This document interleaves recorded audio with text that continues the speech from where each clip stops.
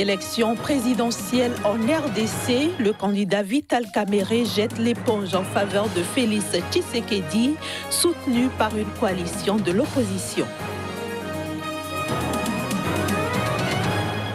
Marche de protestation ce vendredi à Libreville au Gabon.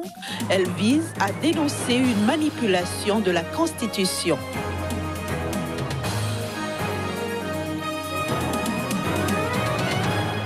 Enfin, la menace de grève qui planait sur le port de Douala a été désamorcée après une réunion des parties prenantes.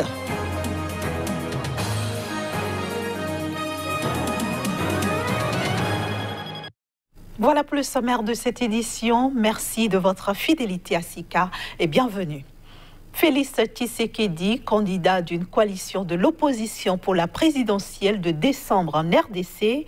En tout cas, c'est l'essentiel à retenir de sa sortie médiatique vendredi aux côtés de Vital Kamerhe depuis Nairobi, la capitale kenyane.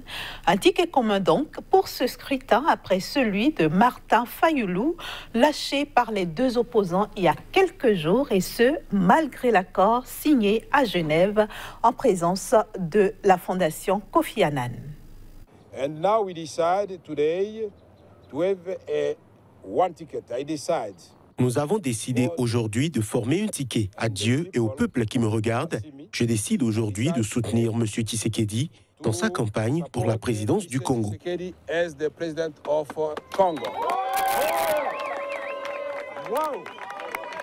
L'ancien président de l'Assemblée nationale de République démocratique du Congo, Vital Kamerhe, a annoncé ce vendredi se désister de la course à l'élection présidentielle du 23 décembre pour former un ticket avec un des autres poids lourds de l'opposition, Félix Tshisekedi.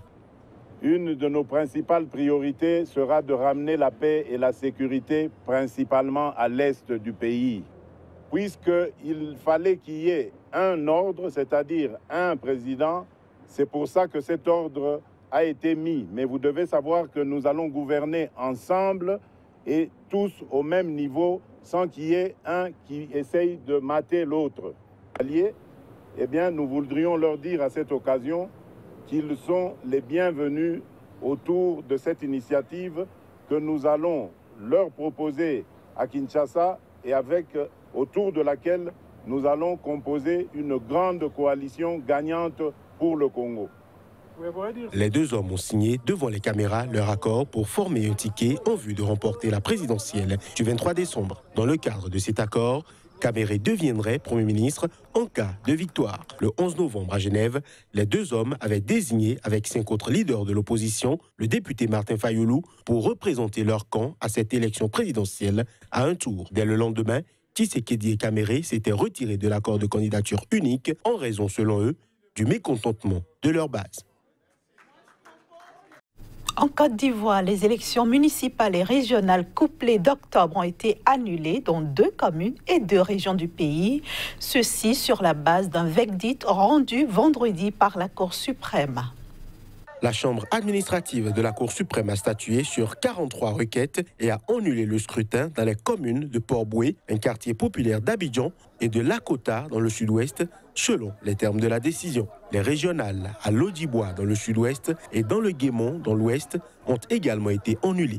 Les élections vont reprendre dans 3 mois, s'est félicité le maire sortant de Lakota, Sami Méry. La ville avait été le théâtre de violences qui ont fait un mort le 13 octobre, le jour du scrutin. En revanche, la requête en annulation du scrutin dans le grand quartier populaire d'Abobo, introduite par le candidat indépendant Tefour Koné, a été rejetée. Le ministre ivoirien de la Défense, Ahmed Bakayoko, un proche du président ivoirien Alassane Ouattara, est donc définitivement vainqueur dans cette commune où le scrutin a été un des plus médiatiques des municipales. Quelques 103 requêtes concernant 60 municipalités, 14 régions avaient été déposées devant la Cour suprême, dont la prochaine audience est prévue pour le 30 novembre. La coalition au pouvoir, le Rassemblement des Oufouettistes pour la démocratie et la PRHDP, a remporté les municipales et régionales couplées, contrôlant 92 municipalités contre 56 aux indépendants et 50 au PDCI, anciens alliés du RHDP, passés dans l'opposition. Ces scrutins qui ont dégénéré en violence, faisant 5 morts, ont également été entachés par de nombreuses accusations de fraude. Des dizaines de Gabonais ont protesté vendredi à Libreville contre la manipulation de la Constitution. La loi fondamentale du pays, vous vous en souvenez, avait été modifiée par la Cour constitutionnelle afin de pallier l'absence du président Ali Bongo, hospitalisé depuis un mois à Riyad. Des syndicalistes, des étudiants et des membres de partis politiques se sont réunis durant une demi-heure, encadrés par les forces de l'ordre, lors de cette manifestation qui avait été interdite par le ministère de l'Intérieur. C'est parce que nous nous plaignons de l'opacité qui règne au niveau de l'État. On ne nous dit rien.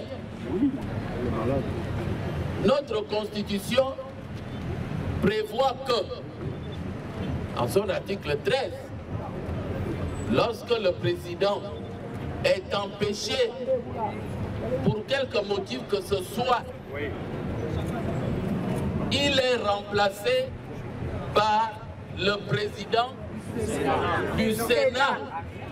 Jeudi, lors d'un autre rassemblement interdit d'une vingtaine de personnes, 9 manifestants ont été arrêtés. Ils sont toujours détenus pour enquête par la police pour trouble à l'ordre public, a indiqué vendredi le porte-parole du ministère de l'Intérieur. Pour rappel, mi-novembre, la Cour constitutionnelle du Gabon a modifié la Constitution pour pallier l'absence du président Ali Bongo Ondimba, une décision dénoncée avec véhémence par l'opposition et la société civile qui parle de coup de force. La Cour a autorisé le vice-président Pierre Claver Maganga Moussavou a convoqué et présidé un conseil des ministres. Le président Ali Bongo Ondimba, hospitalisé depuis le 24 octobre à Riyad, viendra à Rabat certainement la semaine prochaine pour une période de convalescence et de rééducation, a indiqué vendredi une source dans l'entourage du président Bongo. Pour la première fois ce vendredi, l'ancien chef de milice centrafricain Alfred Yekatom, surnommé Grambo, a comparu devant la Cour pénale internationale.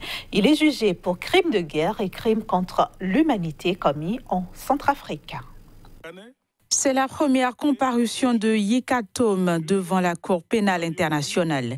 Elle intervient une semaine après son transfèrement historique à La Haye. L'ex-chef de milice centrafricain anti-Balaka autoproclamé d'autodéfense, surnommé Rambo, doit répondre de crimes de guerre et crimes contre l'humanité commis en Centrafrique, pays dont il est originaire. Le député centrafricain a été remis à la Cour en exécution d'un mandat d'arrêt délivré le 11 novembre dernier pour sa responsabilité pénale présumée dans des crimes de guerre et crimes contre l'humanité qui auraient été commis dans l'ouest de la Centrafrique en décembre 2013 et décembre 2014. Son transfèrement est le tout premier effectué vers la CPI depuis l'ouverture de l'enquête sur la Centrafrique en septembre 2014. Sa faction, comme les autres milices anti-Balaka, s'était formée après 2012 quand la coalition à majorité musulmane de la Séléka a entamé sa campagne meurtrière depuis le nord du pays vers Bangui et renversé François Bozizé en 2013. Alfred Yekatom était notamment recherché pour avoir dirigé une attaque à Bangui le 5 décembre 2013 lorsque son groupe armé de fusils, de grenades et de machettes a attaqué les musulmans, tuant entre 6 et 13 civils selon le mandat d'arrêt. La Cour pénale internationale a affirmé qu'il dirigeait environ 3000 combattants et estime qu'il pourrait être tenu responsable de meurtres, de torture et traitements inhumains, de mutilations, d'attaques intentionnelles contre la population civile et contre des bâtiments religieux. Je vous remercie. Direction maintenant le Nigeria où le principal parti de l'opposition, le PDP, demande des comptes au gouvernement sur sa gestion du conflit dans le nord-est du pays contre Boko Haram. Le groupe djihadiste qui a en effet intensifié ses attaques a tué au moins 44 soldats au cours du week-end dernier. Atiku Abubakar, le candidat du Parti populaire démocratique PDP à la présidentielle de février 2019, qui affrontera le président Muhammadu Buhari, a dénoncé jeudi dans un communiqué le manque de moyens mis à la disposition de l'armée dans le cadre de la lutte contre Boko Haram. L'opposant a estimé que l'augmentation des attaques terroristes et criminelles contre les soldats est un signe clair que l'armée nigériane n'a pas assez de moyens financiers et n'est pas assez équipée. De son côté, le président du Sénat et grand rival du président Buhari, Bukola Saraki, a annoncé jeudi qu'une délégation de sénateurs se rendrait rapidement dans l'État du Borno pour enquêter sur l'efficacité des forces sécuritaires. Peter Ayodele Fayose, ancien gouverneur et autre leader important du PDP, a lancé qu'il est temps d'avouer que Boko Haram n'est pas techniquement vaincu. Ces sorties des leaders de l'opposition interviennent après que Boko Haram, qui intensifie ses attaques, ait tué au moins 44 soldats au cours du week-end écoulé. Des dizaines d'autres militaires ont également été tués samedi dernier lors de l'attaque de leur base dans le village de Métélé, à la frontière avec le Niger, mais le chiffre exact n'est pas encore disponible. Au Cameroun s'est tenue une réunion de sortie de crise entre les directeurs généraux de la douane, de la Société générale de surveillance du guichet unique, ainsi que les commissionnaires agréés en douane, les transitaires et les représentants des importateurs de véhicules. Il faut dire que cette réunion faisait suite à une alerte donnée par le délégué régional à la Sûreté nationale pour le littoral sur la situation préoccupante observée dans le processus électronique de dédouanement des véhicules d'occasion importés au Cameroun. Voici le point de cette réunion avec notre correspondant sur place, Nassis Oum. Depuis quelques semaines, les opérateurs économiques de la place portuaire du Cameroun se plaignent du processus de dédouanement des véhicules au port de Douala.